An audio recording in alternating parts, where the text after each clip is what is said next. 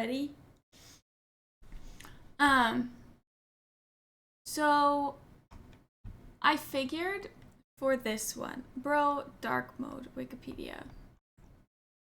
I figured for this one,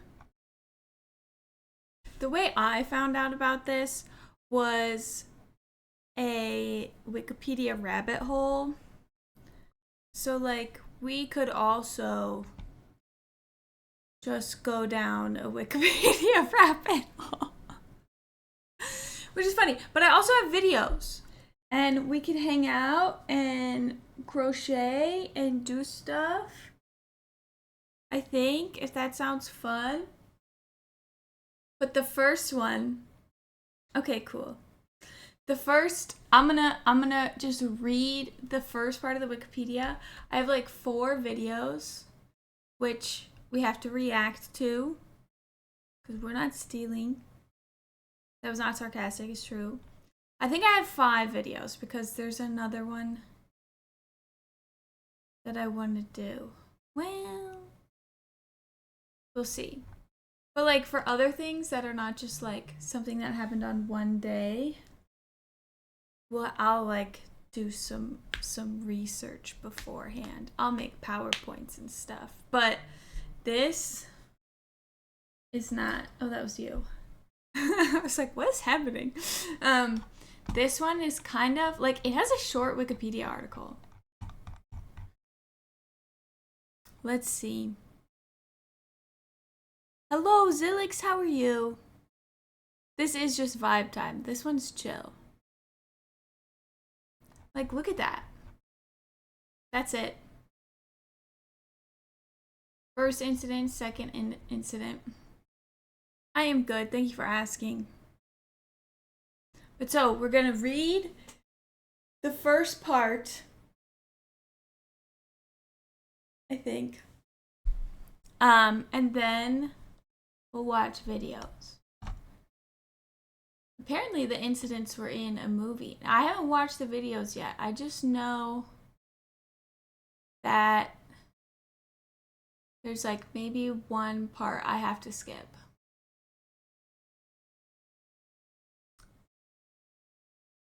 Okay, I'll read the first part. I'll just do it on this screen. Or you can read along, I guess. But then would you read ahead? I don't know how that works. I got water too.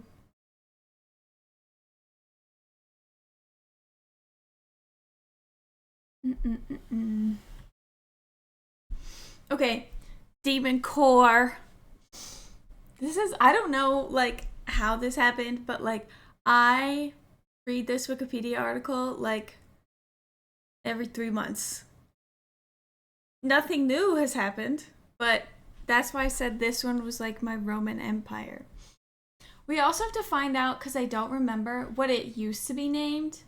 Because before it killed people, spoiler, it had like a regular ass human name. But now it's called the Demon Core. Rufus! It used to be called Rufus.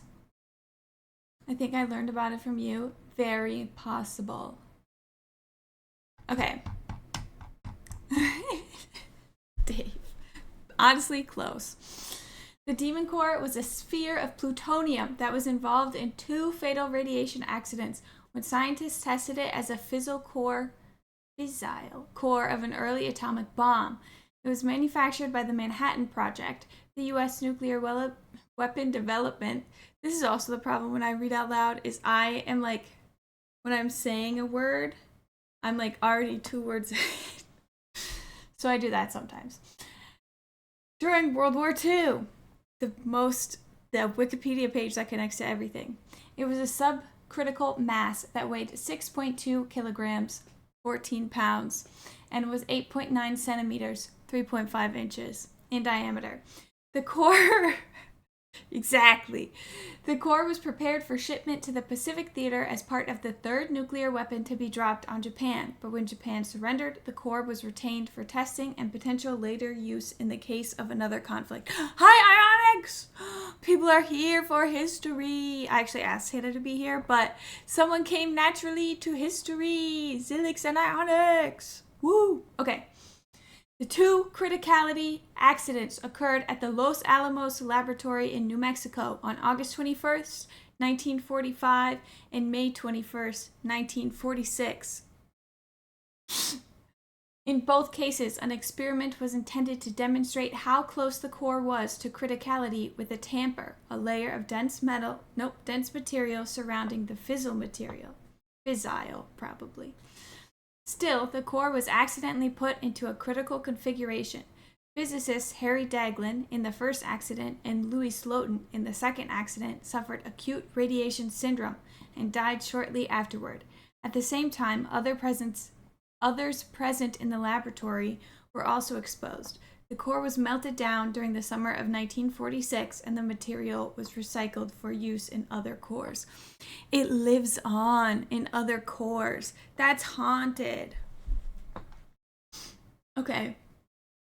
Now we're going to watch this therapy ad. Hold on. Using BetterHelp. Therapy just in general has changed my life. We're going to watch this clip from the movie. Hang on, they didn't tell me. Fat Man and Little Boy. I had time. Oh, I'm big. Oh yeah, I'll cover up the spoilers. No ads. Okay. I have not watched these either. So, excuse me? Okay, ignore that.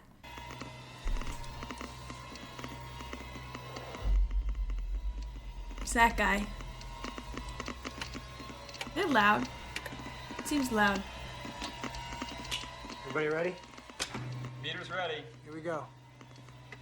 Oh. My sensitive ears. I don't know which one he is. Oh, but he's doing it with the screwdriver, so that's Louis Slotin.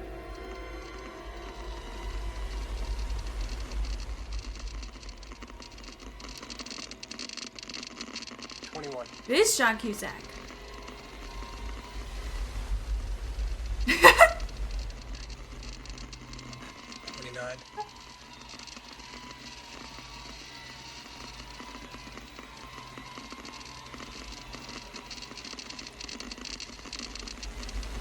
31. I'm anxious. The man, the myth, the legend. 38. Yeah. Got it? 40. Everybody back. Right He's now. doing it with a fucking screwdriver. I have not seen Chernobyl. I still have to. You've recommended it to me before, I think. Behind the wall.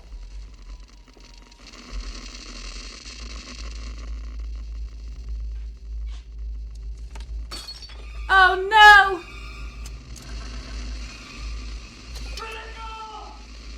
Critical!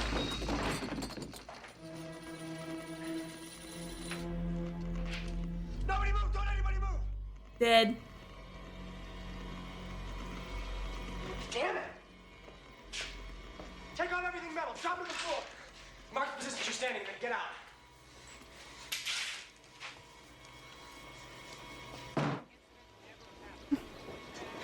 John, your hand! Yeah, the coffee guy. This is pre-OSHA.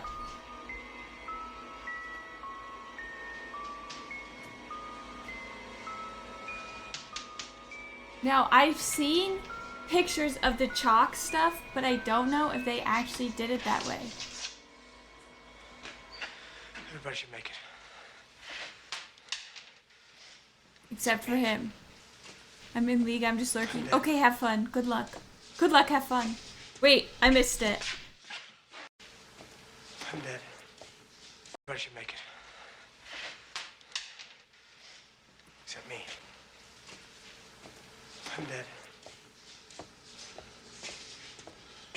But also, it's your fault. Sorry, John.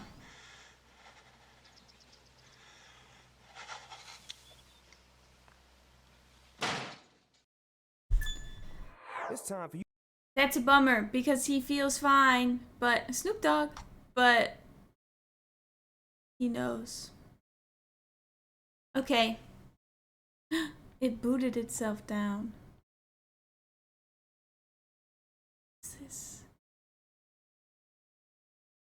I believe that he died in like 9 days. So should we watch the video and then we'll go to the Wikipedia? I have this one from the Infographics show because I don't think that I have to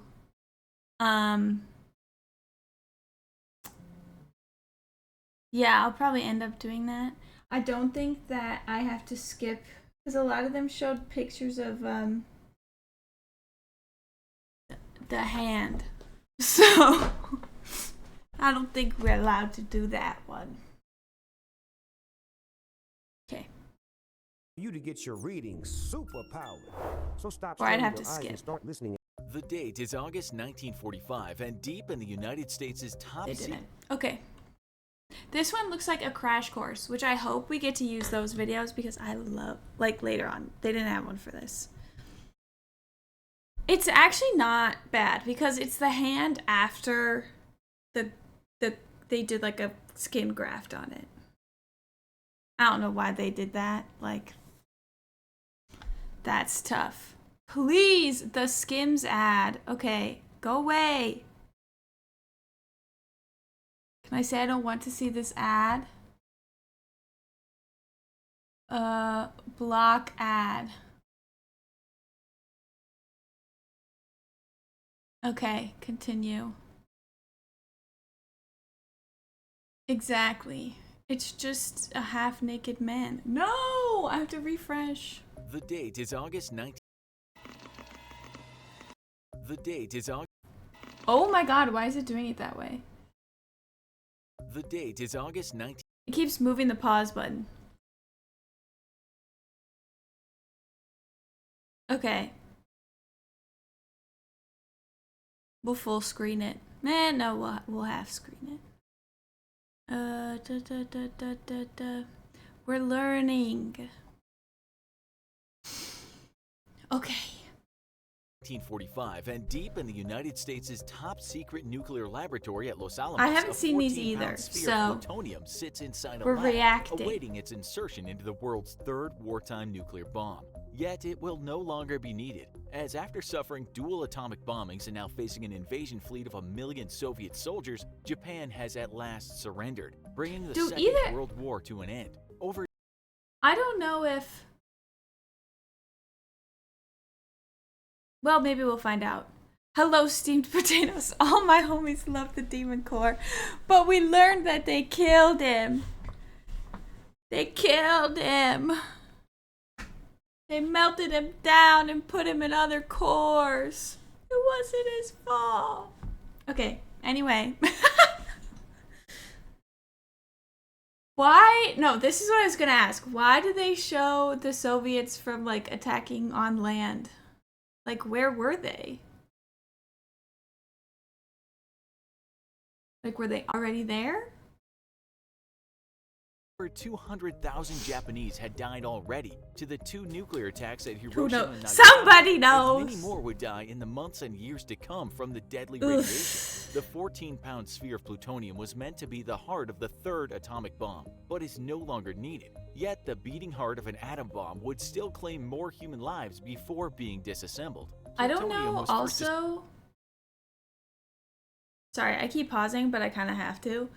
I don't know... Maybe this will explain it too. Like, because they show in that video that it's when it closes, and I know this from reading the Wikipedia over and over again. It's when it closes that it, like, reaches criticality. Criticality. Yeah. I don't know how it doesn't, like... Weren't they scared on the planes? Like, if it, like, bumped a little bit, it'd be like, bloop. That's the part I don't understand. I mean, obviously, they were scared on the planes. And you know what? They dropped it, so, like, I don't feel bad for them for being scared. But, like... discovered on December 14, you know what I mean. 1940 by a team of American researchers at the University of California in Berkeley. The new That man elements has had been purple produced hair. during Deuteron bombardment of a uranium target. The uranium sample began... This one. Fuck! Do we get YouTube Premium right now?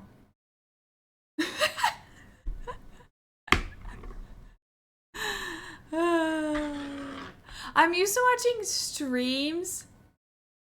FYI, my roommates and I have been building a demon core in the basement of our house. We're gonna mess around with it tonight. Oh no! It also said that everyone who wasn't directly next to the core weren't in danger, so maybe it was okay. But is that because he went bloop, or not? But what I was saying is I usually watch YouTube for streams, so like it doesn't matter that I don't have premium because there's like one ad. Here, we'll do this. So we will, why don't we at least start the free trial? Why is there no ad for the free? There's always an ad for the free trial. One of the best purchases you've made. Okay. Also, we're subscribing to the Infographics show. Everyone, like the videos we watch.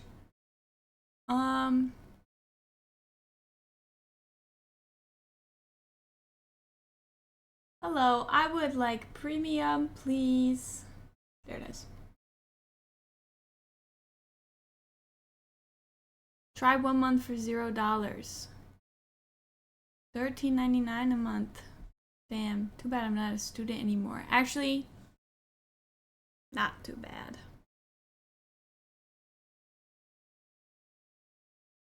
Oh yeah, do my PayPal. That's perfect. Because then I don't have to type in my credit card information right now. That is white. Okay.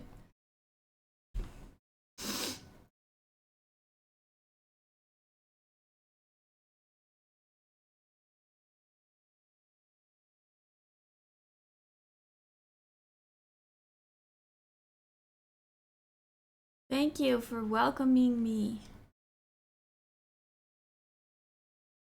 Okay.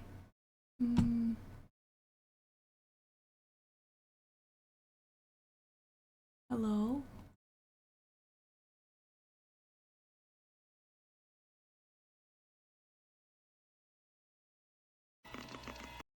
The date is August 19th. Bruh, why'd you start over? The 14-pound sphere of plutonium was meant to be the heart of the third atomic bomb, but is no longer needed. Yet the beating heart of an atom bomb would still claim more human lives before being disassembled. Plutonium was first discovered on December 14, 1940 by a team of American researchers at the University of Hi, Azur, how are you? Berkeley. It's The new okay. element had been produced during deuteron bombardment of a uranium target. The uranium sample began to rapidly emit electrons, which produced a new element, whose own nucleus would then emit a single electron and become element 94, plutonium. Originally, the researchers planned on submitting a research paper to the scientific journal Physical Review. Bit sleepy. in March I of hope that you don't get But when it was sleepy during our discovered that a class. special isotope of the new element, plutonium-239, could undergo fission and be used in the construction of an atomic bomb, the paper was withdrawn and all research immediately fell under the umbrella of what would become they the were Manhattan like, nope, Project. I gotta the have US it. wasn't at war yet, but with researchers around the world racing I think I forgot that it was before. Oh, well, no, because when I was watching Oppenheimer, my actual, like, information on the Manhattan Project, he had that part at the school where they were doing it before they were actually in war. They were trying to prep. But I forgot that. to discover the atomic bomb. It could ill afford to fall behind or let other nations get wind of the discovery. Plutonium would prove to be essential for the building of the first atomic bombs, but production of usable plutonium was slow, wires? very slow.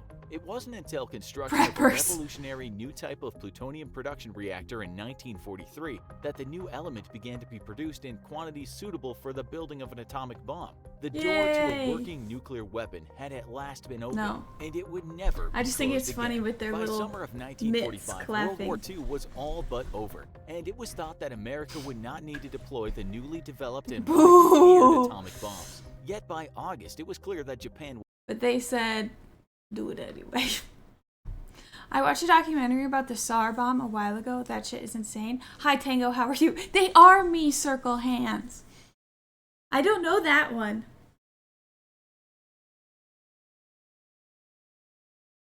would not surrender, its Bushido culture viewing the unconditional surrender demanded by the Allies as an unbearable disgrace. They would rather go down fighting to a man, and with Japan's military leadership firmly in control of the civilian government, it seemed to all that a hugely bloody invasion of Japan would... We're learning a little bit about World War II. I remember hearing but I don't, now that you say that, it's the really big one. It's the one that, like, it would just kill us all, right?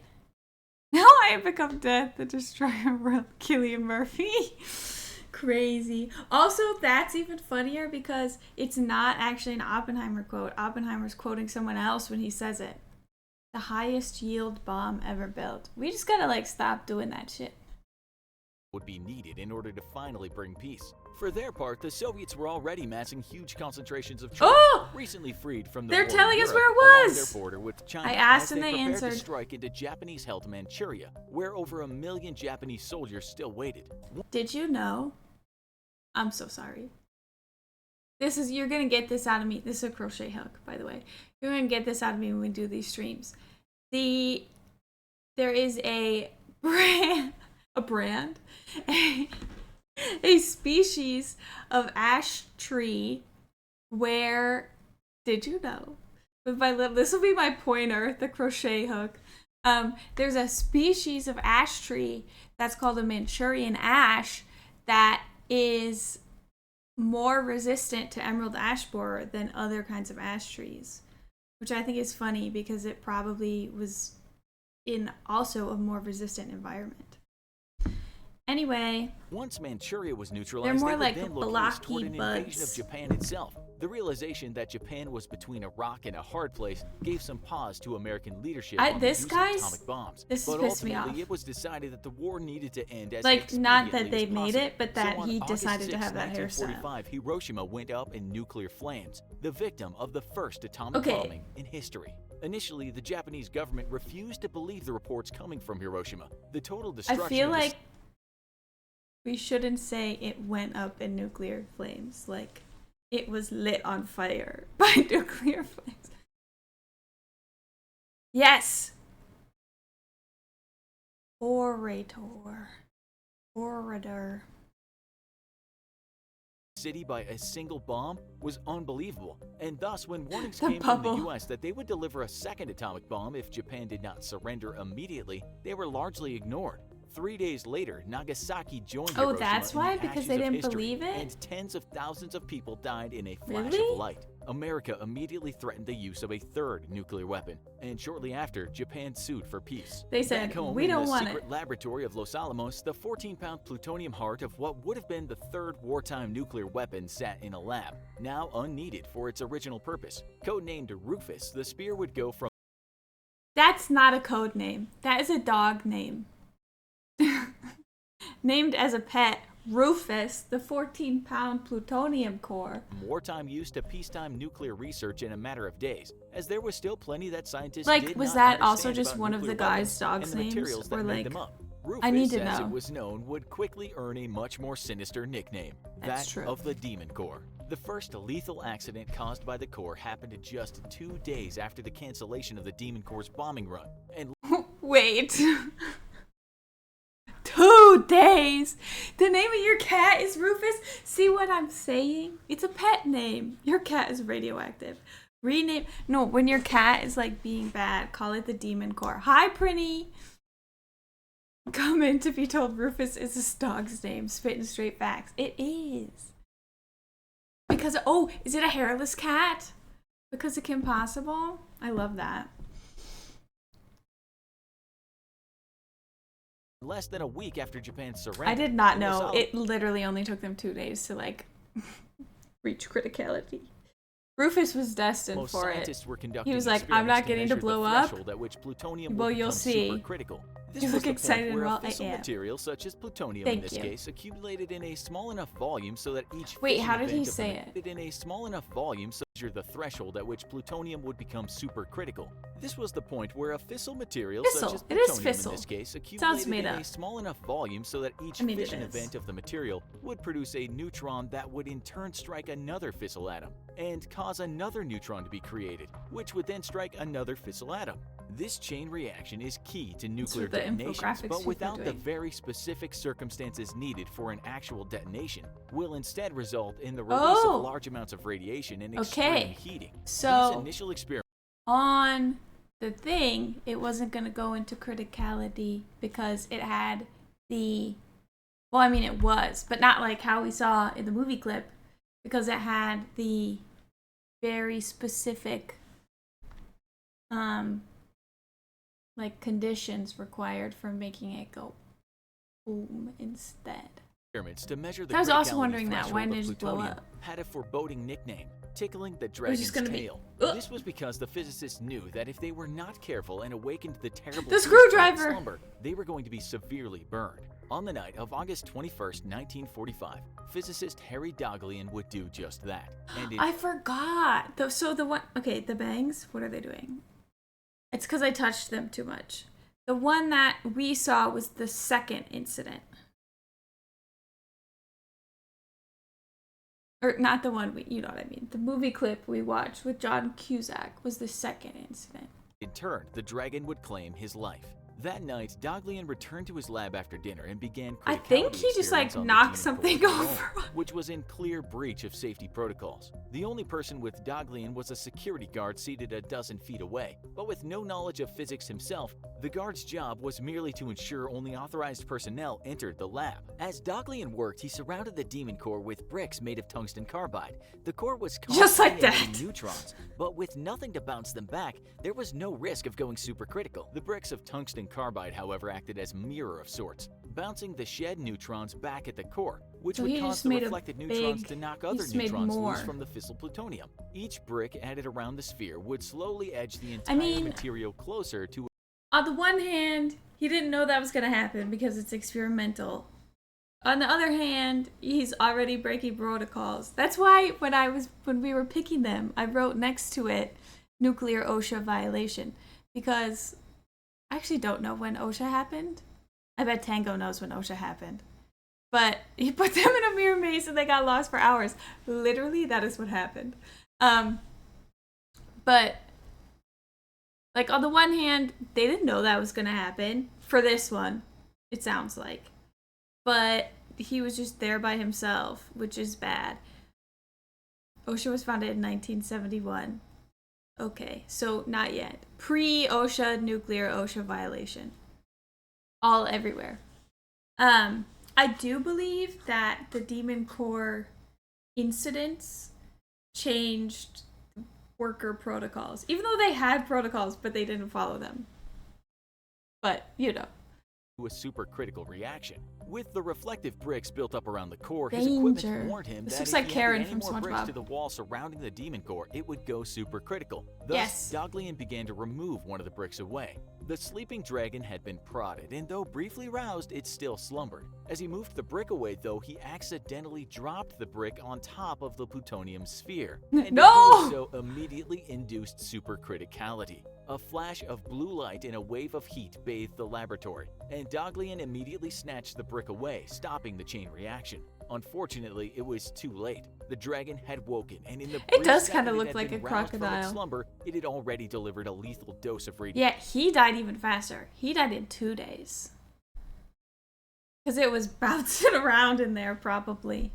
But in that clip, they showed, I guess we'll learn more. In that clip, they showed that, I mean, it also was a movie, that they had the tungsten cubes around it as well. Is that what they said? Tungsten? Radiation to Daghlian. His hand, which initially felt tingly and numb, quickly became severely Bro. burned and then swelled up and blistered over. After weeks of severe pain and nausea, Daghlian was dead, It's and the like demon Comic core had achieved Sans. I its love first it. kill.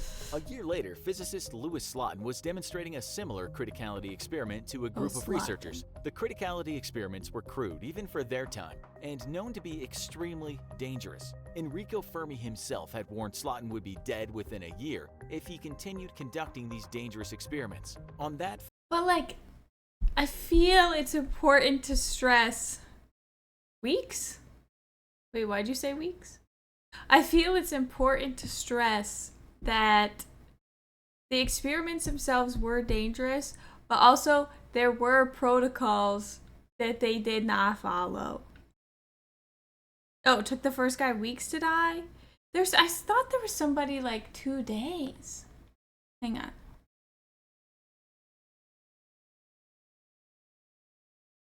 Oh, I was wrong. That must be the other one that we're not talking about yet. Is that this one? Fucking just keep it dark on all of them. My God.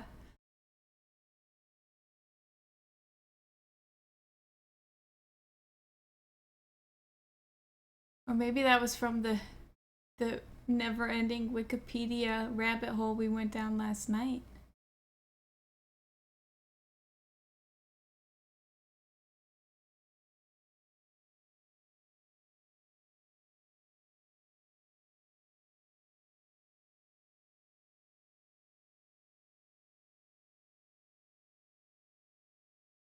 I think this guy may have died in 2 days.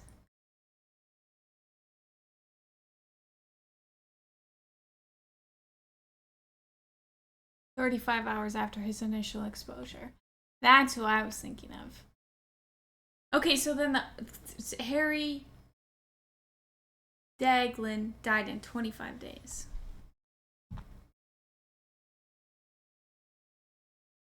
Fateful day, Slotin's Kind of demonstration curiosity. was as crude as it was reckless. Curiosity Instead of and using recklessness. tungsten carbide bricks to reflect the neutrons back at the core and achieve criticality, a beryllium dome had been created which could be fitted over the core. Slotin began to lower the dome over the sphere, the neutrons fired off by the demon core bouncing back at it and feeding the nuclear chain reaction. Slotin knew that in order to prevent the mass from going critical, though, he would need to maintain just a small gap at the bottom and not lower the beryllium dome entirely. Chernobyl This is would interesting. allow just enough neutrons to escape. Where Thus, is this Slotin ball used a now? screwdriver to prop up the dome from They the bottom. melted it down, and it is the part. So I said this was very haunted. They melted it down, and it's in other plutonium cores. So like it's the little piece of it continues on in other places, which seems haunted to me.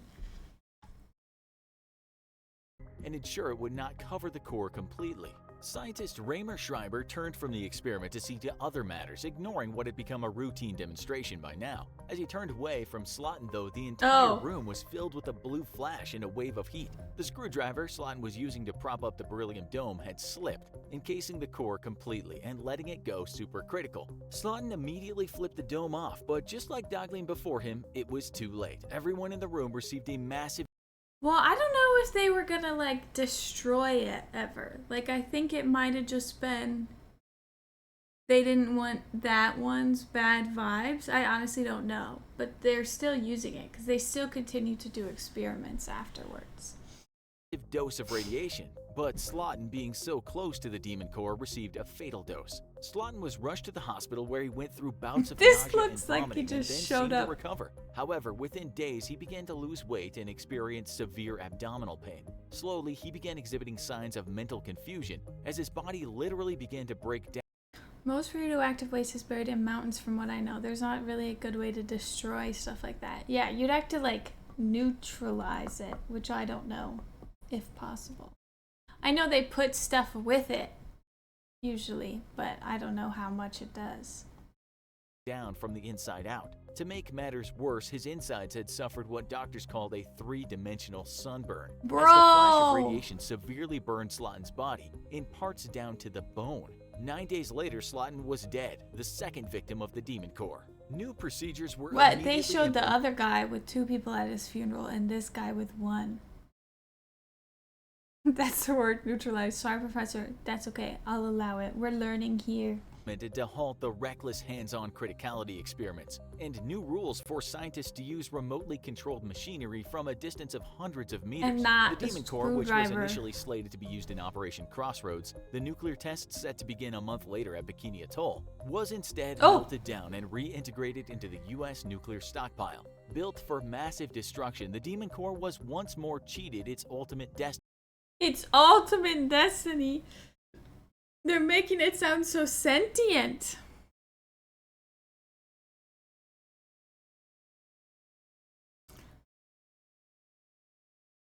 Ultimate destiny, not really. You basically have to just wait out the half-life. Yeah, but you put stuff around it. Rufus wants blood. He does. He wants blood and his old name back.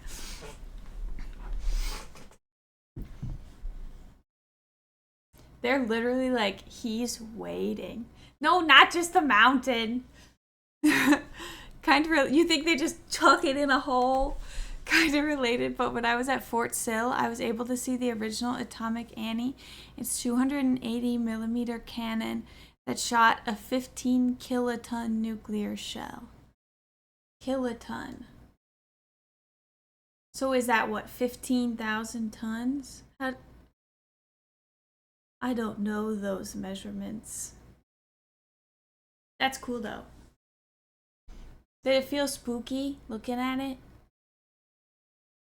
Destiny, but it had already gotten its revenge in the deaths of two brilliant scientists. Why do you think It's revenge!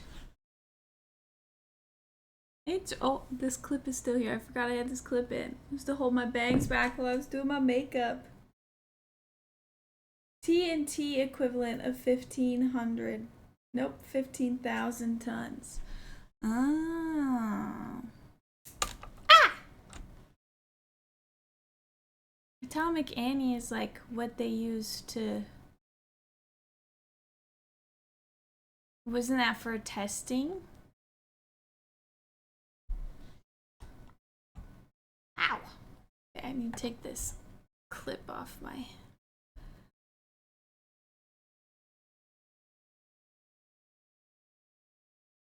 Okay, thank you, the Infographics show, for being educational. We liked the video. Okay, this one is short, but it's a nuclear reactor going critical, which isn't... They made like a dozen of them and it did test them, but never saw actual combat use. That makes sense, because there's just been the two. This is a nuclear reactor going critical, which is what it's supposed to do. But this is like the blue. That's why I picked this video to look at. Thank you to this guy. I don't know. I don't know how this video was taken. Ah! Looks like it's in a pool. I guess it is in water or something. Whoa. It's still like glowing too.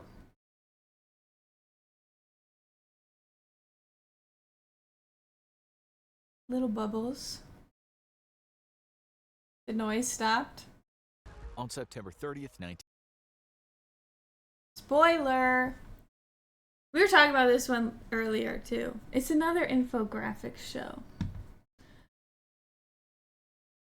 TikTok challenge, swim in that shit. No, somebody would. Somebody would. Okay. But I also on the Wikipedia page. Hello, Eric. How are you? Also on the Wikipedia page. Thank you. Oh, I like that one. Someone would, just like they ran after Area 51. True. It has been a minute. I appreciate you stopping by. They show each people who are at each one. Oh, here's the little thing. So, a sketch used by doctors to determine the amount of radiation to which each person in the room had been exposed during the excursion. The excursion sounds like it's like a cruise ship activity. Oh yeah, there it is. Oh,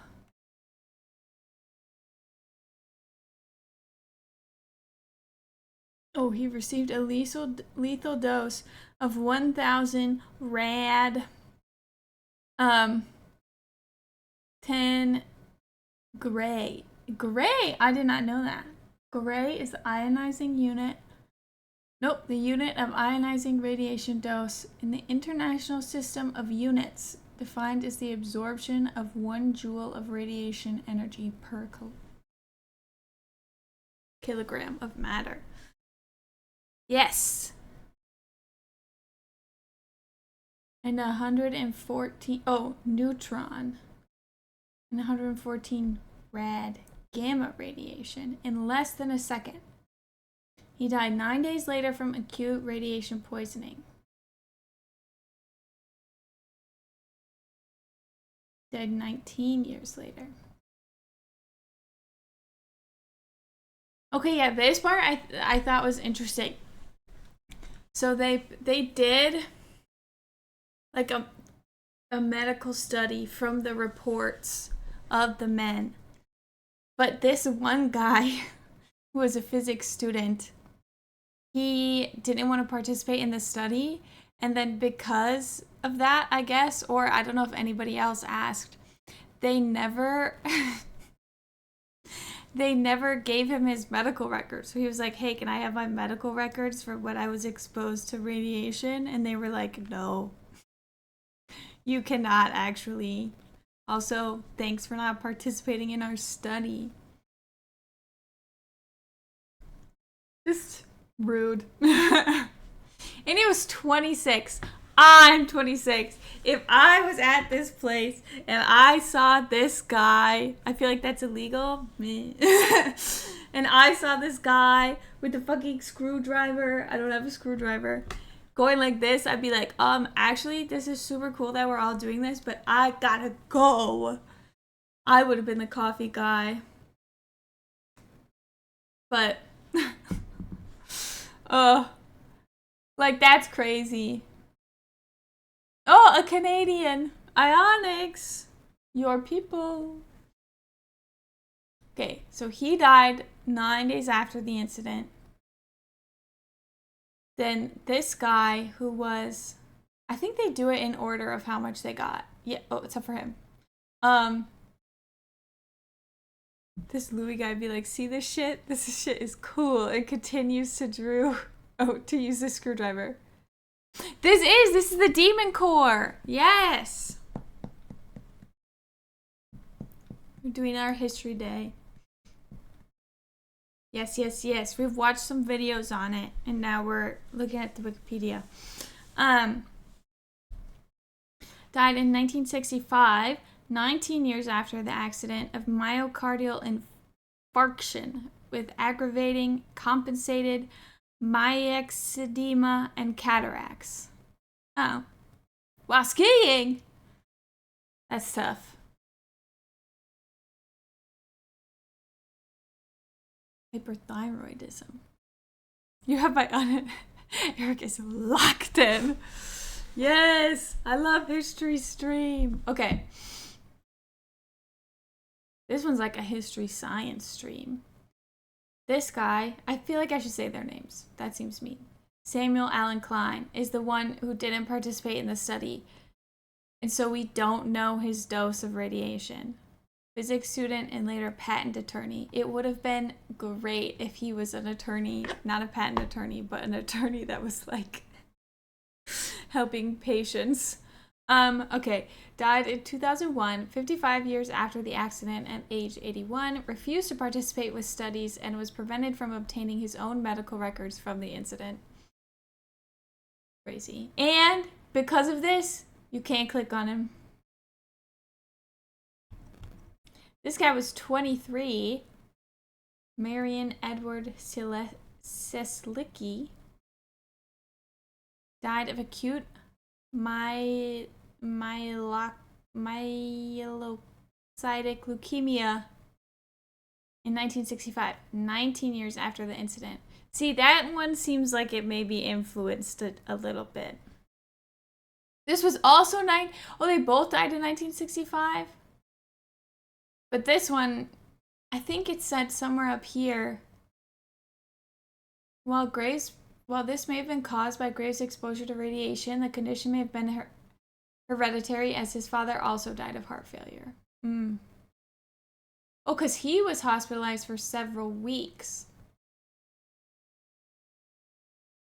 and was watching over Slotin's shoulder and was partially shielded by him. I'd be so mad. Okay. Dwight Smith Young, photographer. Oh, that sucks. I would be so mad too if I was just there taking pictures and some guy like beefed it with a screwdriver. Yeah, that's what I'm saying. Died of aplastic anemia. Imagine being there just for the exposure and literally got the exposure. Oh my god. And you didn't get a picture of it either, so you're like, why the fuck was I even there? Or maybe he was just hanging out. Aplastic anemia and bacterial endocarditis in 1975. 29 years after the accident at age 83. Wait, what is this? The body fails to make blood cells in sufficient numbers. Interesting. He was 54 when he was there. How do they treat these boys at the hospital? We're gonna get to it. That one I'm gonna have to just put my face up on the screen because we don't know what we're gonna see.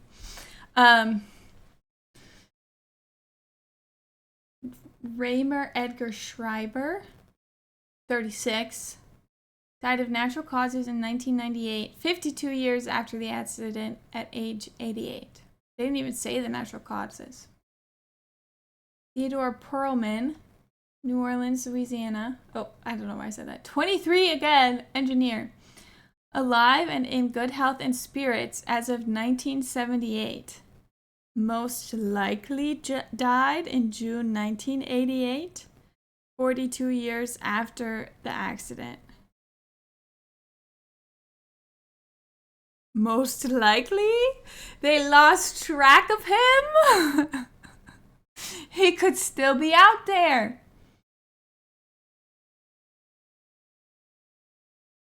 Maybe. Theo's still living to this day. Yeah, he got like the superhero treatment from it. Maybe that's why this guy didn't let them study him. Private Patrick Joseph Cleary, 21, security guard. That also is ass. Now this I don't understand. He got 33 of this one and 9 of this one. Where was he standing? Because that's really... I think he was like at a desk or something. What's his name? Cleary? Oh. This guy's here like... I don't know what this picture is, but he's... Literally the way that they drew it. The way that they drew it, he's like... You guys can't see it very well. He's like this. He's like, no, stop! Put your screwdriver down! But don't! Okay, oh, Cleary's ready. He's ready to catch it. He's like, I wonder which one that was. No, wait, that's him! Oh, wait, no, this is the other way. Who's that? This is Klein. No, okay, this is the guy that didn't participate in the study. He was ready to catch it. He was ready. He was something else. I'm sensing a conspiracy. Fuck this shit, I'm out. He said, I'm gonna get you. I'll get you before you get me.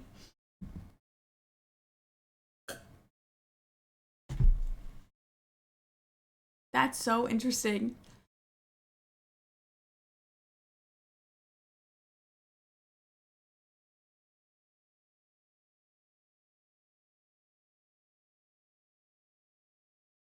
This guy's like,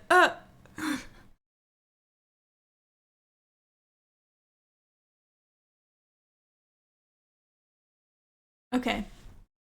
But, last guy, security guard. Sergeant First Class Cleary was killed in action on the 3rd of September, 1950, 4 years after the accident, while serving with the 8th Cavalry Regiment, U.S. Army in the Korean War. Now, this is going to sound fucked up what I'm about to say, okay? That's a bummer for multiple reasons. Because I feel like the way that he was exposed would have put him like right here. So then scientifically he would have given a lot more information, because we don't actually know what his is at all, and based on his numbers he would have been either here or here. And this guy died of leukemia, which is like leukemia at like not that old. But like that's kind of, you don't have to be old, but you know what I'm saying. But also sad.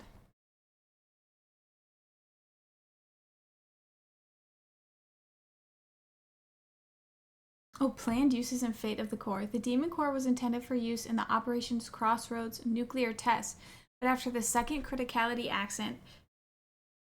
accident, time was needed for its radioactivity to decrease and for it to be re-evaluated for the effect. Oh, it didn't get to go!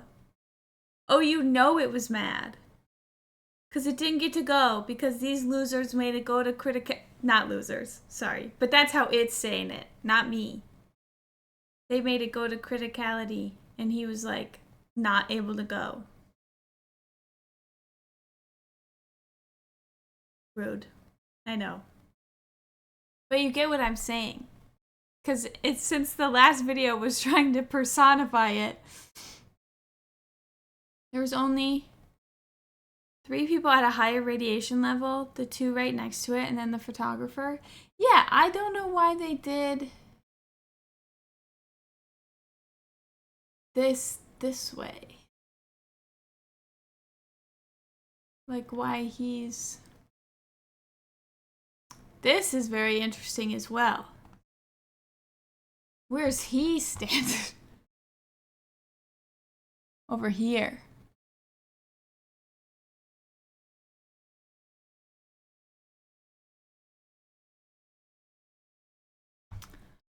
Okay, but so Rufus was pissed that he couldn't go to Operations Crossroads. But it means he didn't blow up yet. Maybe he wanted to. For it to be re-evaluated for the effects of fission products it held, some of which were very neutron poisonous to the desired level of fission. The next 2 cores were shipped for use in Able and Baker, and the Demon Core was scheduled to be shipped later for the 3rd test of the series, provisionally named Charlie. But the test was canceled because of the unexpected level of radioactivity resulting from the underwater Baker test and the inability to decontaminate the target warships. The core was melted down in summer 1946, and the material recycled for use in other cores. Rufus is within them all now. If we ever go to nuclear war, Rufus is guaranteed to get some action. I don't like that. That's scary. Yeah, I know. That's what I didn't like about it. It wants Rufus to get action. Okay, now we're going to learn about what happened to them.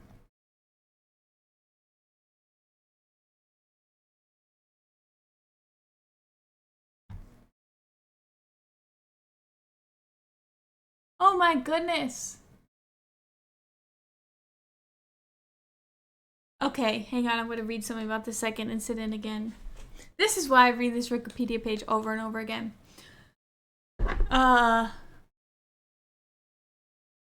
Wait, okay. They were in Los Alamos laboratory conducting another experiment to verify the closeness of the core to criticality by the positioning of neutron reflectors. Slotin, who, I don't know if it's Slotin or Slotin, but they said Slotin in the other one, who was leaving Los Alamos, He was leaving. It's like the captain on his last ship ride or whatever. Voyage. His ride. So this is what you gotta do if you're a ship captain or doing something like this. You have to say, next one is gonna be my last one. And then you don't go on that one. So like before your second to last one, your actual last one, you gotta go, the next voyage, not this one, the next voyage, it will be my last. And then you just stop. You just don't go anymore. Or you don't even announce it. You finish your second to last one, and you go, next voyage will be my last. And then you go home to your wife and kids and don't sink on the Titanic. Anyway, Slotin, who was leaving Los Alamos, was showing the technique to Alvin C. Graves, who would use it in a final it was literally a teaching moment. Oh God. So somebody else could have been using the screwdriver. Who would use it in the final test before the Operations Crossroads nuclear test scheduled a month later at Bikini Atoll, SpongeBob. It required the operator to place 2 half spheres of beryllium around the core to be tested and manually lower the top reflector over the core using a thumb hole at the polar point. Oh, that seems stupid. A literal hole for your fucking finger to just go boop, boop. That's crazy. As the reflectors were manually moved closer and farther away from it, neutron detectors indicated the core's neutron multiplication rate. The experimenter needed to maintain a slight separation between the reflector halves to allow enough neutrons to escape from the core in order to stay below criticality. The standard protocol was to use shims between the halves as allowing them to close completely could result in the instantaneous formation of a critical mass and lethal power excursion. So they're going bowling with that shit. Literally? No, because I don't need to be on this one yet. Look at this.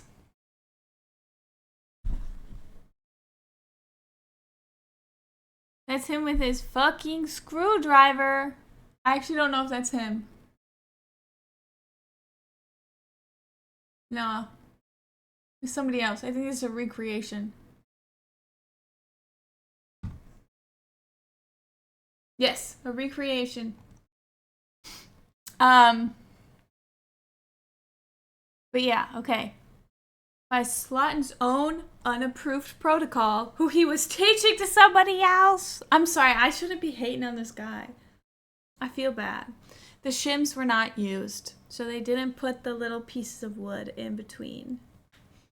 He just went boop, boop, boop. The top half of the reflector was resting directly on the bottom half at one point, while 180 degrees from this point, a gap was maintained by the blade of a flat-tip screwdriver in Slotin's hand. The size of the gap between the reflectors was changed by twisting the screwdriver. Slotin, who was given to bravado, became the local expert, performing the test on almost a dozen occasions, often in his trademark blue jeans and cowboy boots in front of a room full of observers. Enrico Fermi reportedly told Slotin and the others that they would be dead within a year if they continued performing the test in that manner. Scientists referred to this flirting with the possibility of a nuclear chain reaction as tickling the dragon's tail, based on a remark by physicist Richard Feynman, who compared the experiments to tickling the tail of a sleeping dragon.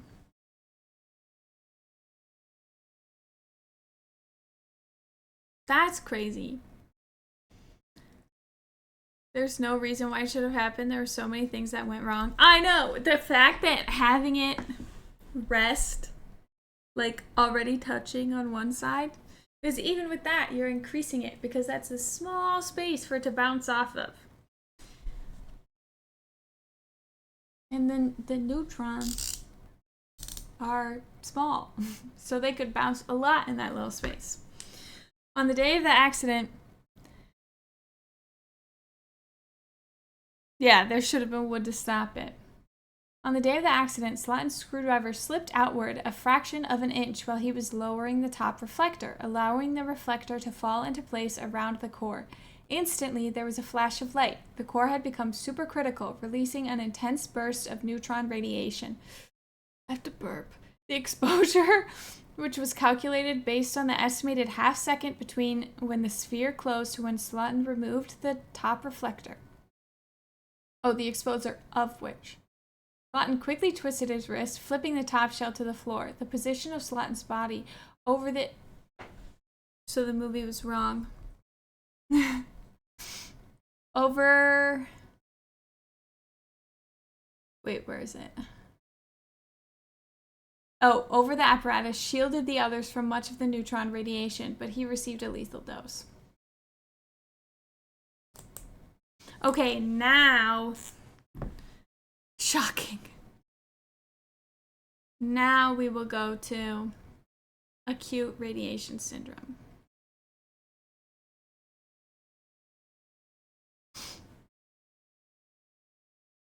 Okay, acute radiation syndrome, ARS, also known as radiation sickness or radiation poisoning, is a collection of health effects that are caused by being exposed to high amounts of ionizing radiation in a short period of time. Okay, I wonder notable cases.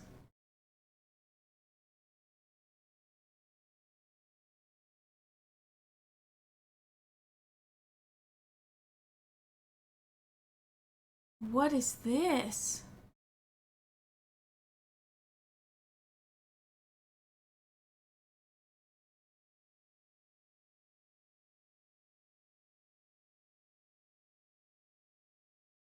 There's one that happened to patient 1DN, which was from the Leah radiological accident, and they died in 893 days. But we don't know who that is. Okay, basically the notable cases are the Harry Daghlian accident, or Daghlian accident, criticality accident, the Slotin criticality accident, the Cecil Kelly criticality accident, which I'll also talk about. That one also happened at Los Alamos, but was different from the cores. Well, from the Demon Core and any other core. The Richard Peabody criticality accident, and it seems like he was exposed to the most. The Chernobyl disaster and the Tokamura nuclear accident, which we're also going to talk about because I was talking about that. He took a while to die because they kept him alive. Let's just go to... Oh, here's what he looked like.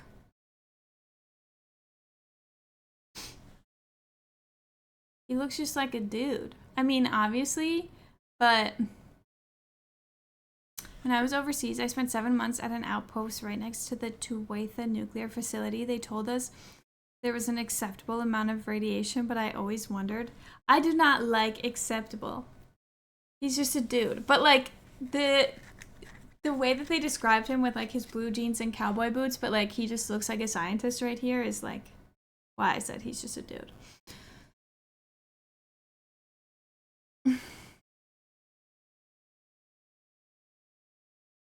Oh yeah, I forgot. Canada.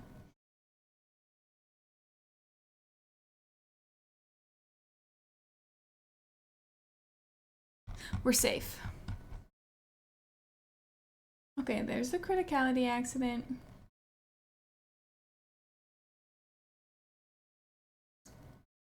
Okay. What? Oh, interesting. They didn't put this information on the other page, but they put it on this one.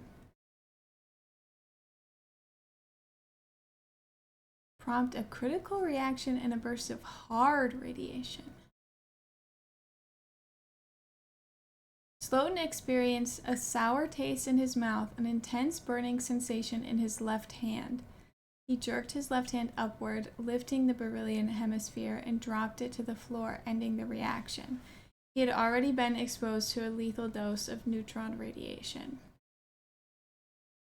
At the time of the accident, dosimetry badges, fucking oops, were in a locked box about 100 feet from where the reaction occurred. Realizing that no one in the room had their film badges on immediately after the accident, Dr. Slotin asked Dr. Schreiber to have the badges taken from the lead box and placed on the critical assembly. This peculiar response was of no value for determining the actual doses received by the men in the room and put Schreiber at great personal risk of additional exposure. A report later concluded that... So, on top of them doing the experiment incorrectly and in an unsafe manner, they were not wearing their little badges that told them how much radiation they were exposed to in the event of an exposure or a criticality event. Bro, they sound like they're closing a subway and not checking off all of the cleaning tasks instead of, which, you know what, valiant work also, but instead of doing this, yes, that is why they had to chalk it up, instead of doing this like very dangerous, deadly, semi-groundbreaking experiment, even though he'd done it before.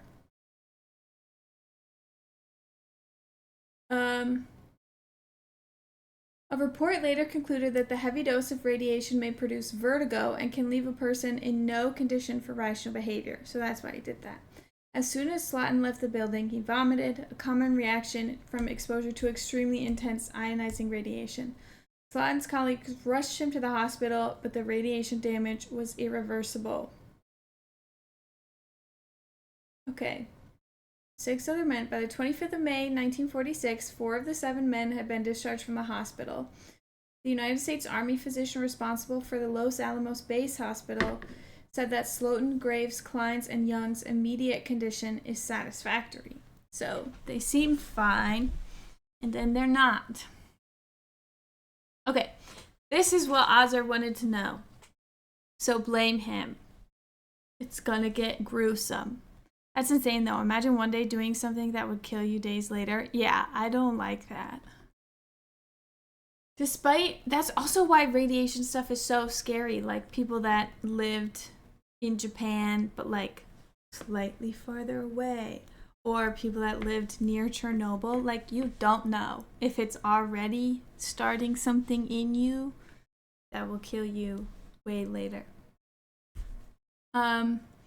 Despite intensive medical care and offers from numerous volunteers to donate blood for transfusion, Slotin's condition was incurable. He called his parents and they were flown at the Army expense from Winnipeg to be with him. They arrived on the 4th day after the incident, and by the 5th day, his condition started to deteriorate rapidly. Over the next 4 days, Slotin suffered an agonizing sequence of radiation-induced traumas, including severe diarrhea. Why is that what they started with? Reduced urine output, swollen hands, erythema. Ugh. Oh, that's fine. We can look at that. It looks like a tick bite. Is the redness of skin or mucous membranes. Oh. So that could have been a tick bite.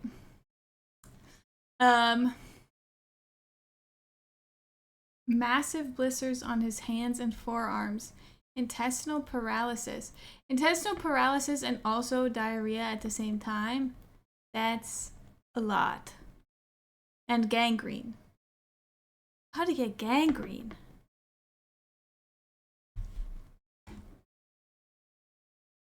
Gross. That's tough. He had internal radiation burns throughout his body, which one medical expert described as a 3-dimensional sunburn.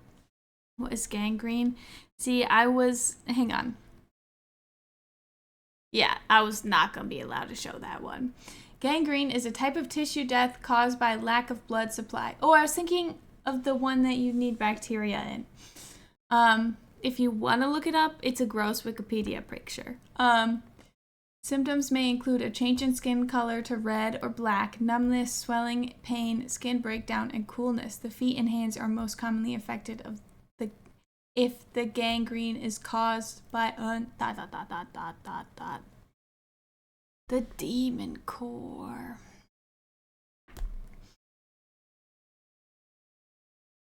As three-dimensional sunburn. What am I thinking of? Not gangrene. Because I was thinking he got an infection, and I was like, damn, that happened so fast. I do not know. Hi, Nachaholic, how are you?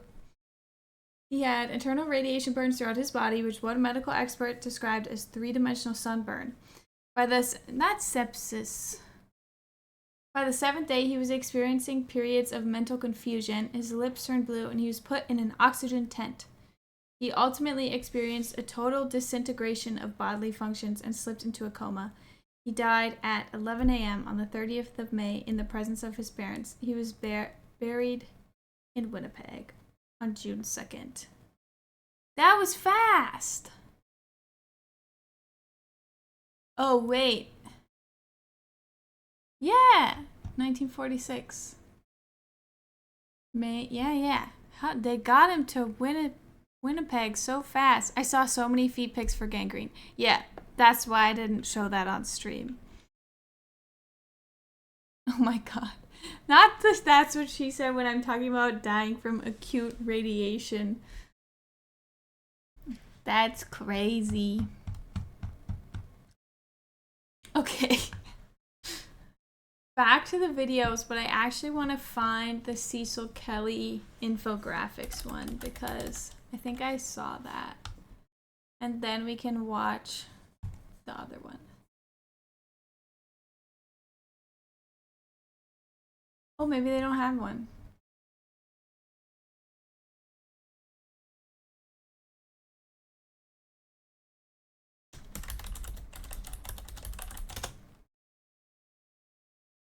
Oh, why'd they do that to me? This is what happened to him. Oh no, see, that's...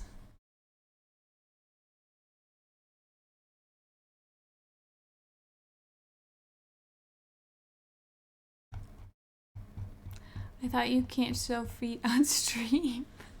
Sus. No, it's because graphic injuries. Oh, I missed that. Also, how's your baseball going? Oh, this is a different person.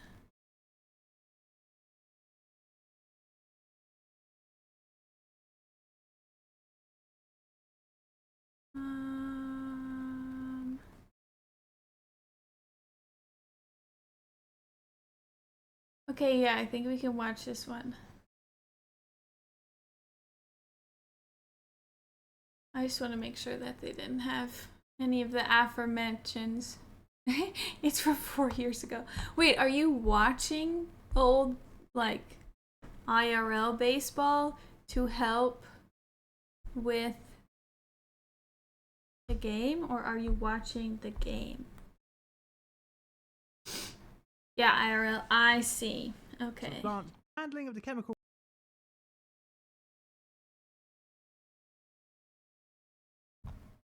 process for the purification of uranium is unquestionably dangerous if confronted by either human or technical fault.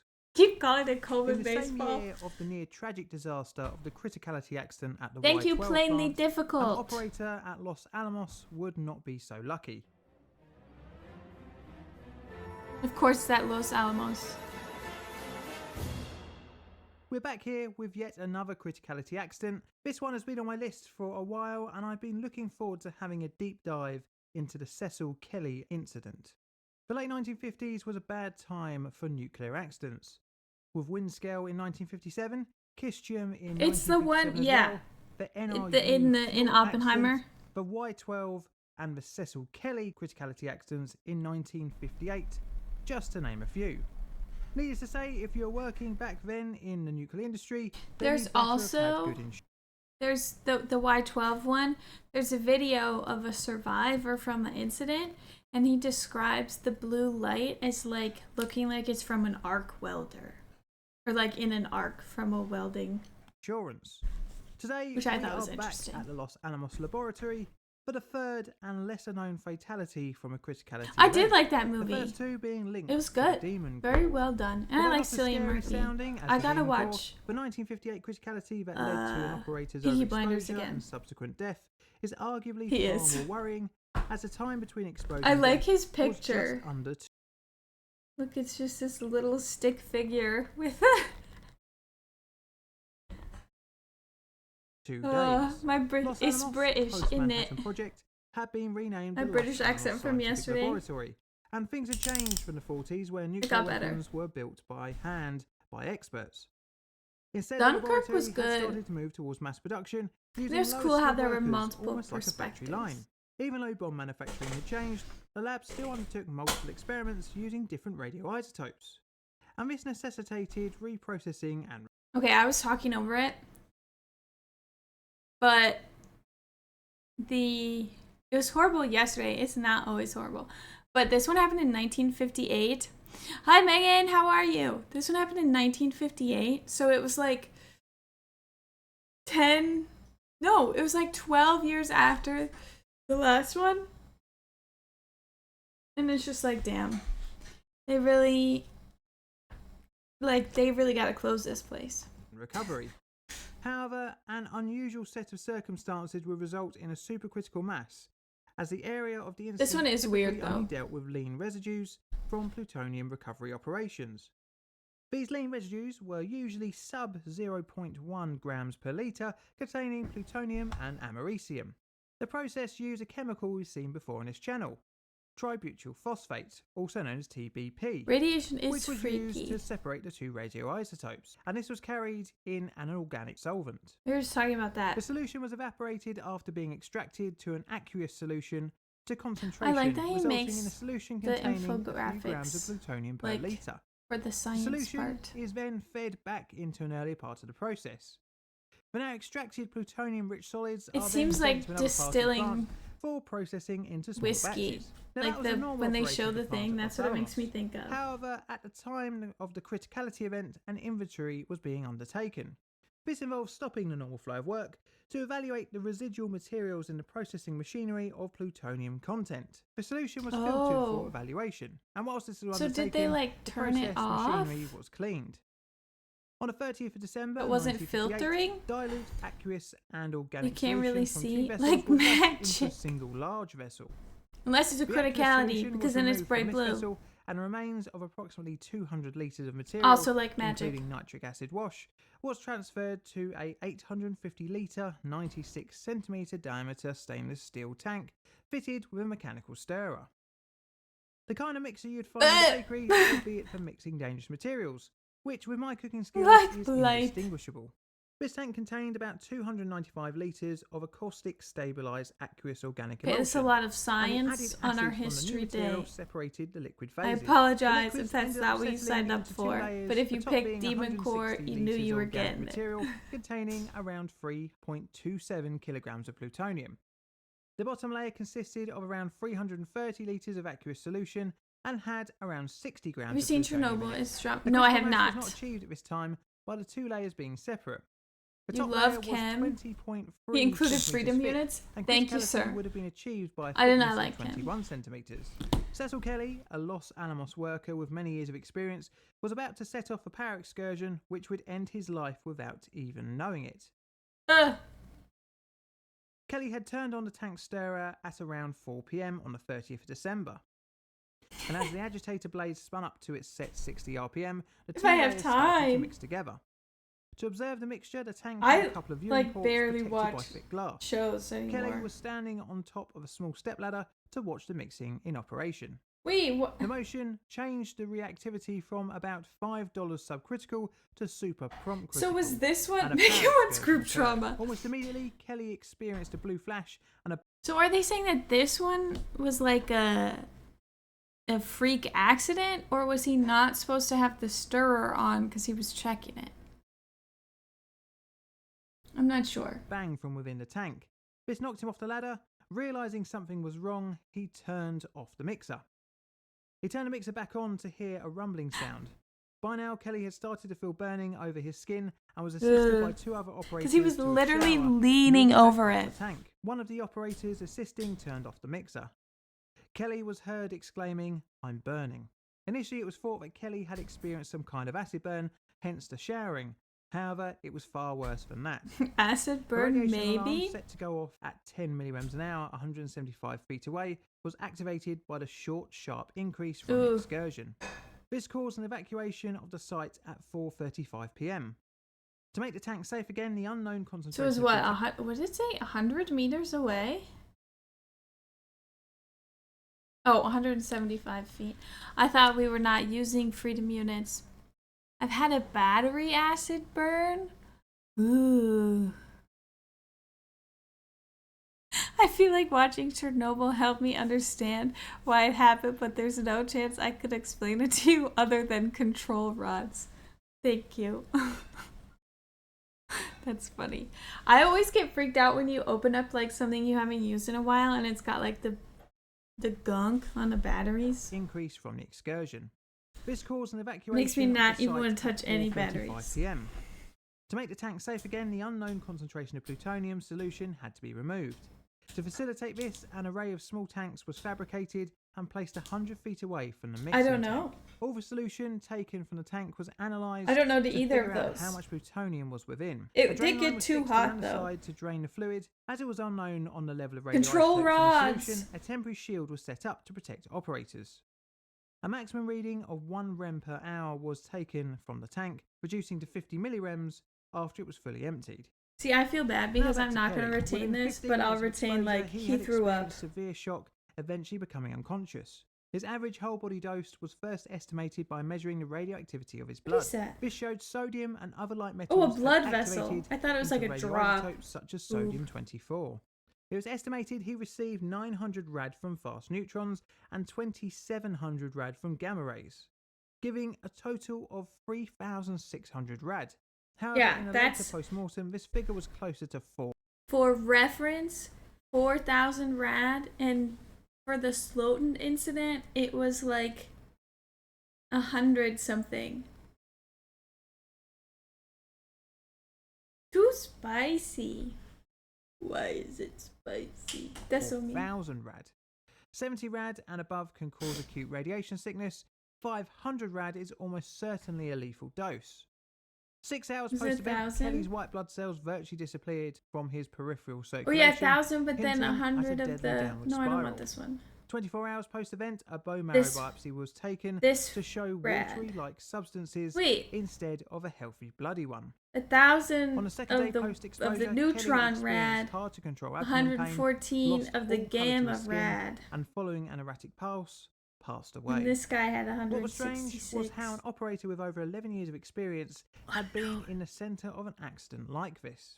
In Yes. a BBC report, it was highlighted that Kelly had deviated from the instructions given, mixing multiple batches in the same tank, probably believing he was Just dealing like most other days with low Follow the concentration solutions. instructions. However, this mistake sadly brought him a slow and painful demise. Similar to the Y12 complex, Los Alamos had employed strict administrative controls to prevent criticality of the solutions processed on site, but was planning on Normally the water tanks get filled every night before the night shift joins, but the Russian leaders of the plant were behind on running a safety test like it was due, so they had pushed it off, and that had to be done that night. But because of how Russia was the night shift staff who had never done the job before, okay, the tanks weren't refilled.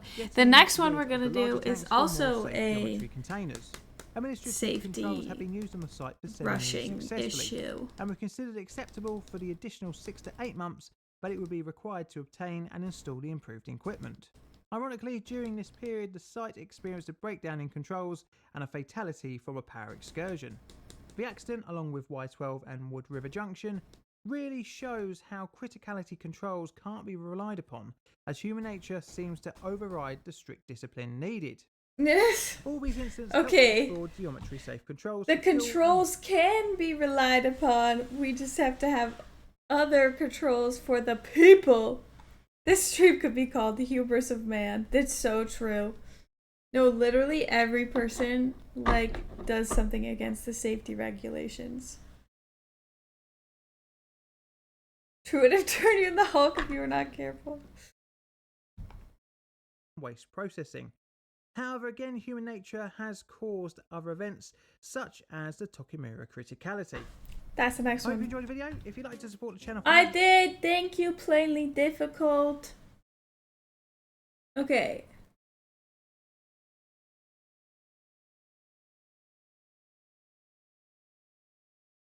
On September 30th, This one is fucked up. Because they kept the guy alive for like 83 days. I don't know anything about Kyle Hill, but his stuff showed up a lot.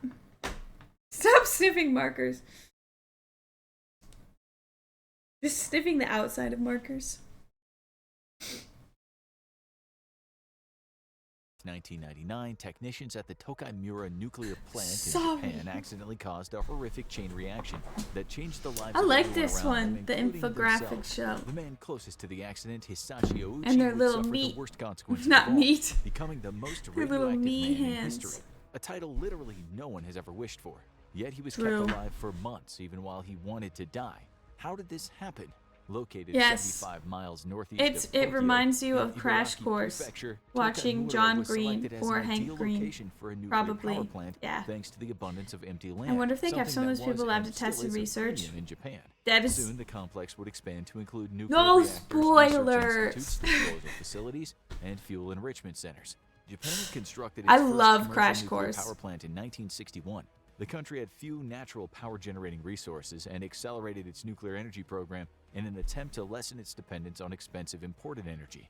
This meant Pretty, that the come nuclear industry on. was rapidly growing and provided good job How opportunities. could you One-third predict of the Tokyo's hubris of population ended up man? relying on the nuclear industry, and They're talking fast in this one. Born in 1965, started working in the plant as a technician sometime in the late 1980s. The purpose of the plant was to convert uranium hexafluoride into enriched uranium for use in nuclear energy. The process needed to be very precise. Each step conducted carefully and timed perfectly. Look at this. The precise process. Crash Course got me through one of my classes. Look at this. They need the very precise, each step conducted carefully and timed perfectly. Just seems like something we would do. Rue.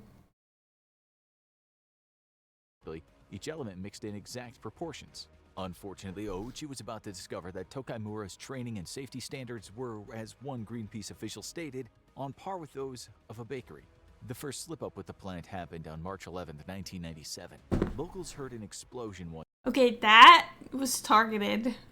day that reverberated throughout the entire town, and looked up in horror to see the power reactor on fire.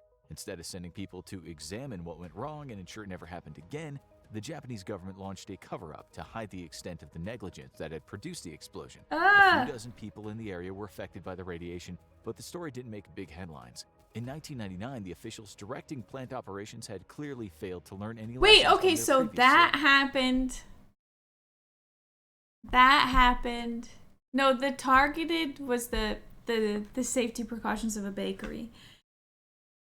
That happened. They covered it up. Even though the thing was on fucking fire. And then more people get messed up again. To be fair, safety standards and exercises don't always make sense, like the duck and cover under your desk for nukes. That's not for nukes. But I think that at this point in 1999,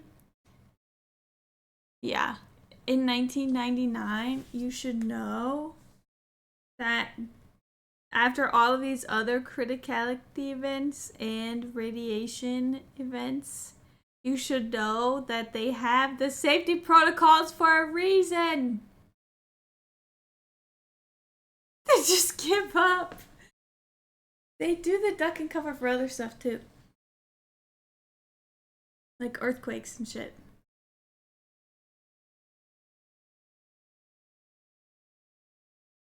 Like earthquakes and tornadoes.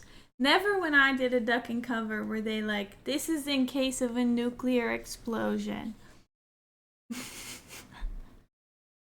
Anyway. Slip up. They started experimenting with skipping some steps here and there when dealing with enriched uranium to see if they could produce nuclear fuel faster. Oh my Because when it God. comes to creating nuclear energy, are safety precautions really that important? By the time September rolled around, the plant was facing tight deadlines. The I staff hit my was head on supposed my to dissolve and desk. mix enriched uranium oxide with nitric acid to produce uranyl nitrate, commonly used as nuclear fuel. Workers had already Wait. missed a September 28th deadline with nitric acid to produce uranyl nitrate, commonly used as nuclear fuel. Workers had already missed a September 28th deadline that It was for older generations. I think I remember either my mom or grandma telling me that. Yeah, back in only you would. Yeah, no, but I mean our ducking covers.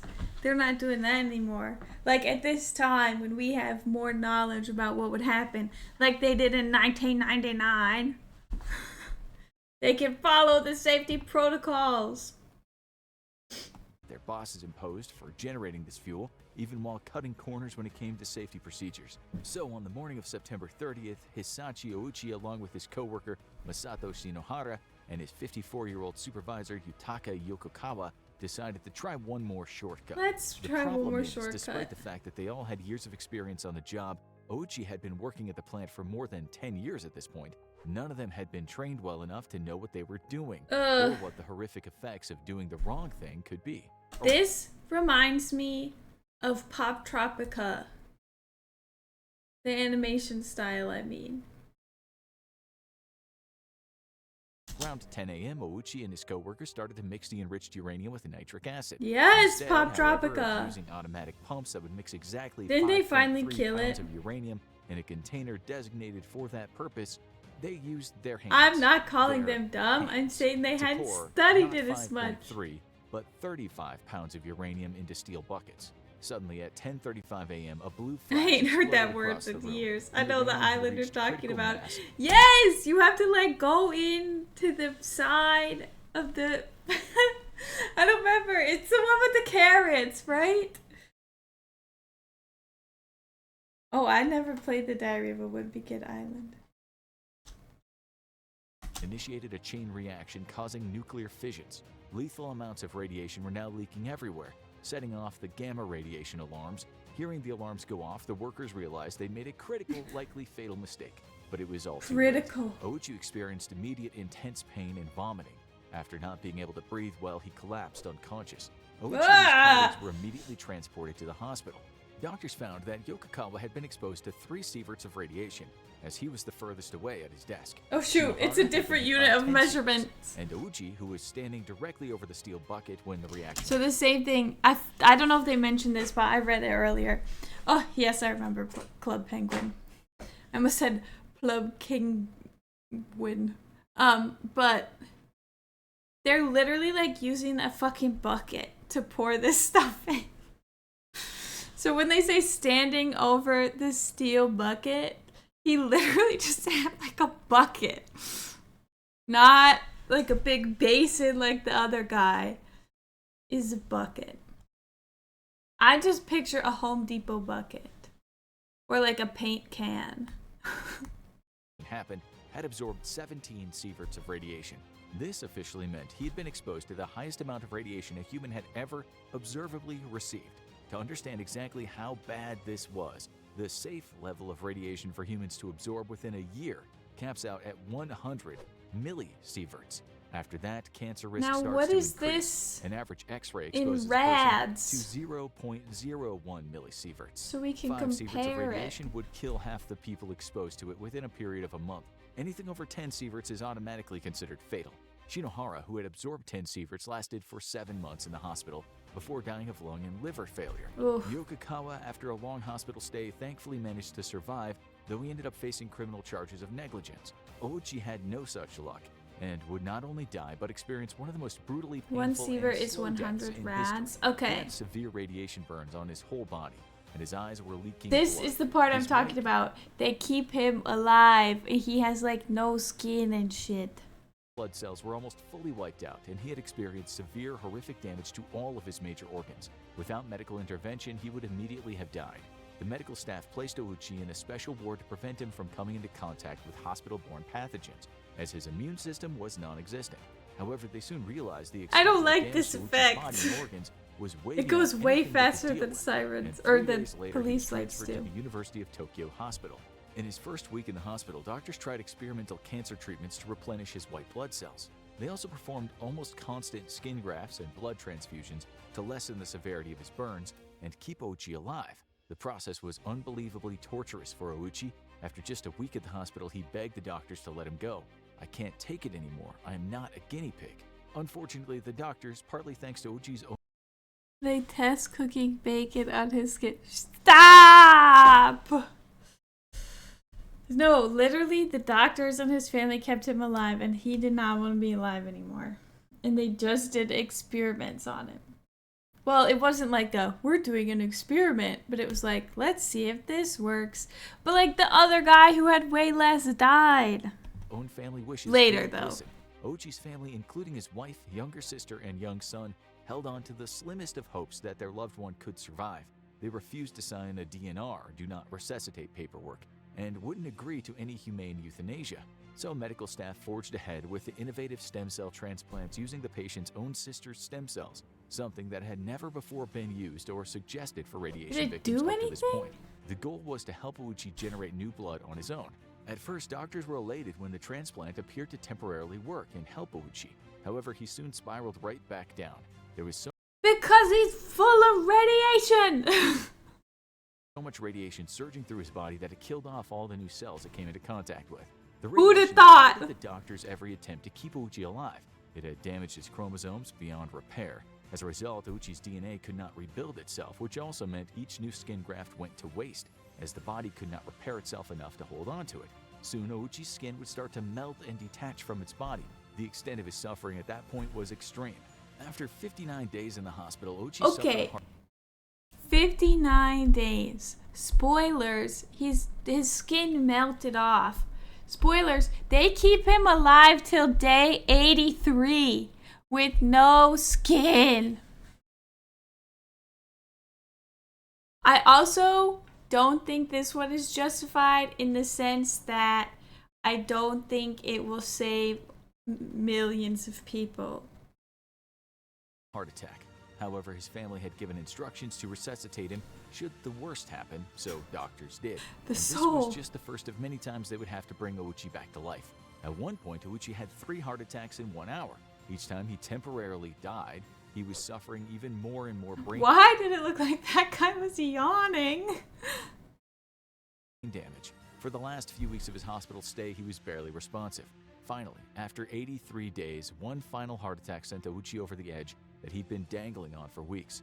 On December 21st, 1999, It is crazy though that they were able to resuscitate him that many times, because like people just having one heart attack not due to radiation melting off their skin die and they can't be resuscitated. I mean, to be fair, he did have like constant people on him, but still. I would also agree that in this instant it wasn't a well-founded plan. A lot of it. Sir? I saw my door opening behind me. A lot of it was just like, we shall see. Yes. I mean, hopefully he wasn't coherent for most of it. But they're making it sound like he kind of was. Sorry, I'm fixing Zag's blanket. Hi, buddy. You're so good.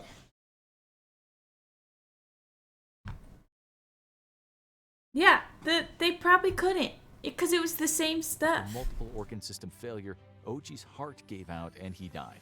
In the weeks following the Tokaimura accident and then Ouchi's death, a lot of scrutiny fell on both the company running the nuclear plant and the ethical implications of keeping Ouchi alive in pain for so long. Yeah, it Regarding literally the just plan, like, the Japanese government would identify a total of and he has 63 no people in the area like who were exposed to DNA that dangerous can radiation accept from the new accident. things. This included 14 workers at the plant who tried to stop the nuclear reaction in its tracks.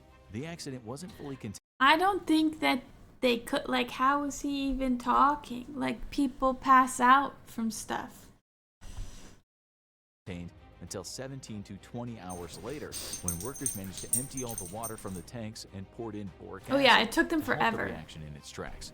At first, They local officials neutralized minimized it. the extent of the damage, with the local governor Masaru Hashimoto saying, "Initially, we did not see the accident as being so serious." However, when other groups came in to investigate, they concluded that a much larger number of people were exposed to radiation than the government officially estimated. All families close to the plant were evacuated, and an additional But yeah, they 300,000 took 17 hours to neutralize it. people in the surrounding area were told to stay inside for 24 hours. Stay Greenpeace inside. energy specialist Jan Rispens, who was on the scene shortly after the accident, had a lot to say about the matter. According to her, Tokaimura plant had the safety standards of a bakery, not a nuclear facility, and it was just a normal building. Investigations into the plant's operations unearthed unbelievable It's just a lapses in normal safety building. standards. The officials who operated the plant admitted workers had been using illegal corner-cutting procedures for 7 or 8 years. The fact that nothing too terrible had happened until that point was a miracle. Investigators also discovered that many plant employees did not even understand and had not been taught the concept of Just come criticality, to work on aka time. what happens to produce nuclear fission and how one might Yeah, accidentally they've cause been it. cutting. So That's what I'm right, the company saying. that operates Like, they know that they're cutting corners. It's not like none of these incidents, except maybe the Cecil Kelly, because he seemed to not realize what was happening. All of them could have been prevented. His could have been prevented, but that was like he didn't think he was doing anything wrong. But like everybody else, and these people weren't trained, but like there was someone there that was like, that's the bad way to do it. Keep doing it that way. For years. The Cecil Kelly incident, where he was like, I guess not informed that there was more stuff in the tank, happened at Los Alamos 12 years after the last one. Yeah, there should have been training, but I'm saying that's not this guy's fault.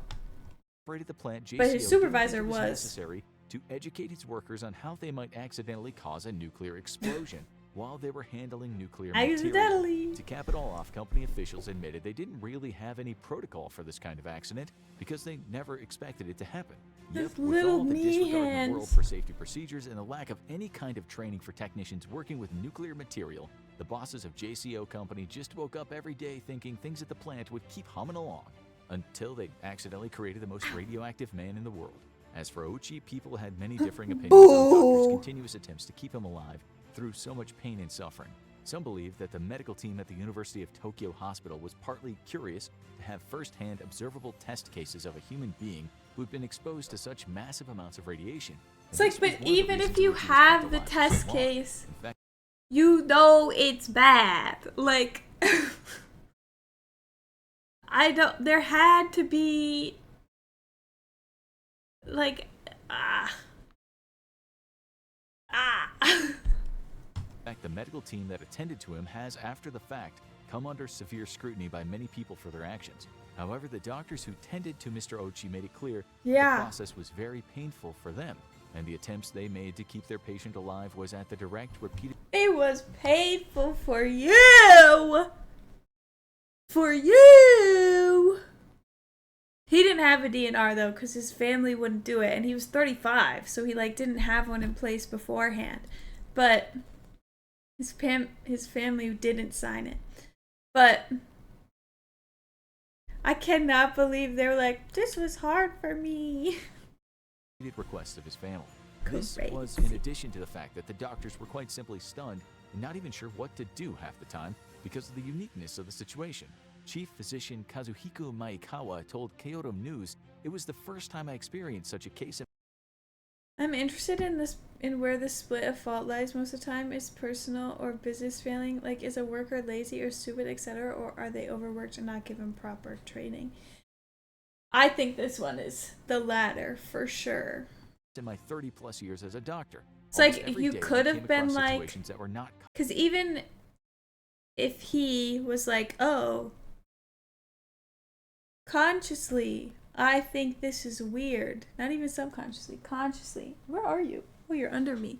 I think it's weird that I'm using just a bucket for this. He was also trusting his workplace that has been working in this for years and, well, I think decades, more than 10 years, because he'd been working there for 10 years.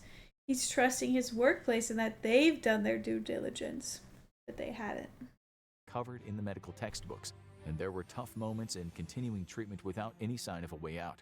Regarding Ouchi's family, Mayakawa made it clear that their desire to keep him alive never wavered. Even when the patient fell into critical condition, the family never gave up hope, and I think that showed how much the family wanted Mr. Ouchi to keep living. So was the treatment of Hisashi Ouchi, the most radioactive man who ever lived, for 83 days against his will, a case of questionable medical practices? I think yes, because he literally, it was against his will because he was able to say he didn't want it, but they put it up to his family afterwards. Like at that point, or are they just saying that he's not coherent enough to say that, even though that was like 10 days in or whatever? Give up hope, or perhaps both. Let us know what you think in the comments below. In the meantime, check out one of our many other videos with our promise that Is this the... We'll get to that later if that's what I think it is. Not later today, but at a later date. Thank you, Infographics show. You got us fired up. I wonder if there are pictures of the core. I think there are. I want to look at the diagrams.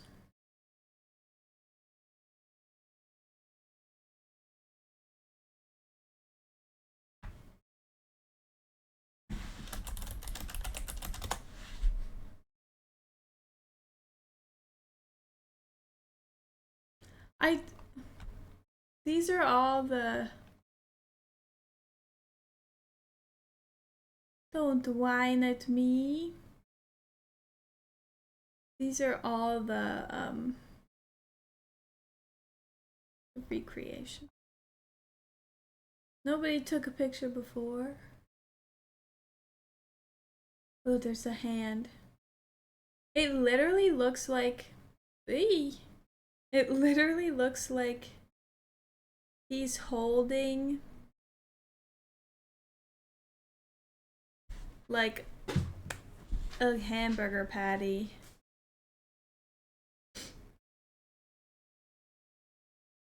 Because it's black and white. I don't know whose hand this is. If it's Slotin or Day.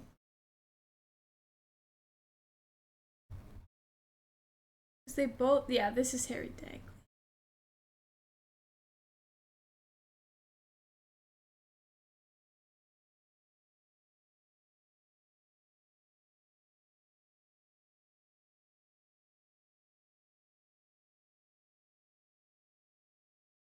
Oh, Zag. Where are you? Oh, hi. You're not letting me pet you. You're just licking. I can't.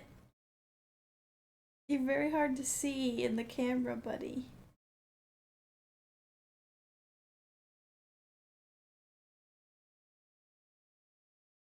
She's gotta go.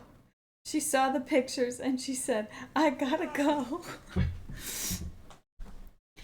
No, we're about to end too. He is. Because, like I said, this one's the shorter one because... Hi, you're sitting like a little weirdo again. This one's a shorter one because, I mean, I had to pad it with stuff that wasn't the demon core too. Would you want to jump up? Maybe? So the people... Yeah, up! Come on!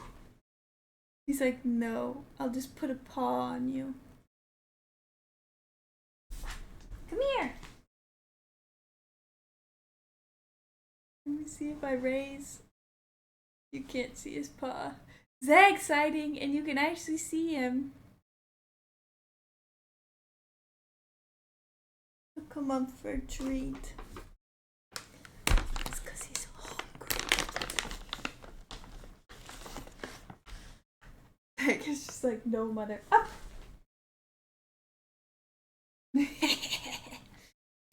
Look at his big head.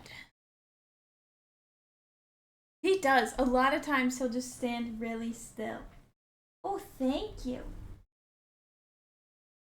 Ah!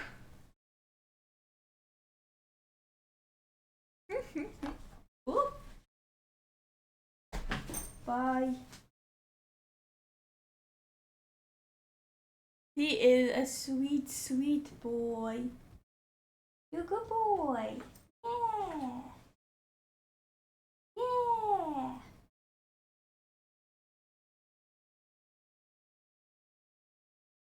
He's long too. This is still him. Ugh. What was that? Oh, you can see his tail. Making shadows. Okie dokie. Well, that was very fun. There were a lot more people here than I thought there was gonna be, which was exciting. I thought it was just gonna be me and Hannah. But it was a lot of people, and I enjoyed it a lot. I don't know if that's just because it was just chatting, or if people were vibing. I think people were vibing, actually. But let us see.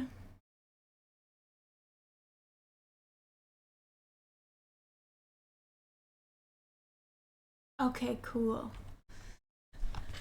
Oh, did you get your check issue fixed? No, I did not, and I also did not punch my boss. I would never do that.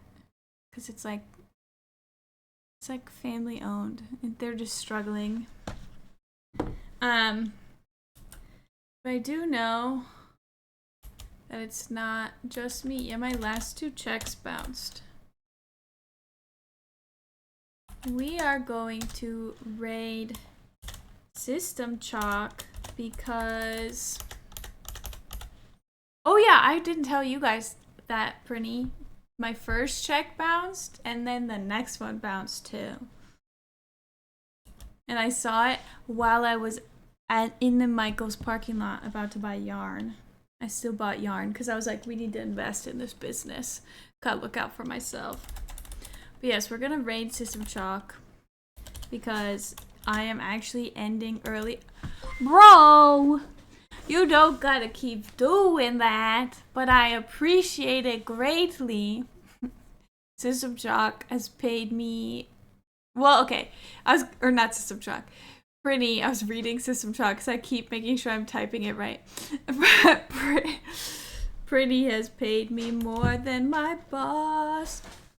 But thank you. I really do appreciate it. She did pay me part of it. But then after she paid me that part, the next one bounced. So I was like, oh. Ooh. I know, Zag. Did I spell it right? I did. Okay, here we go. Invalid username.